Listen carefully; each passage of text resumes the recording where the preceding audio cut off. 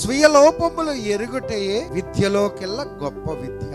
అంటే ఈ భూమి మీద ఉన్న విద్యలన్నిటిలో గొప్ప చదువు ఏంటంటే మన సొంత లోపాలు పరీక్షించి తెలుసుకొనుట.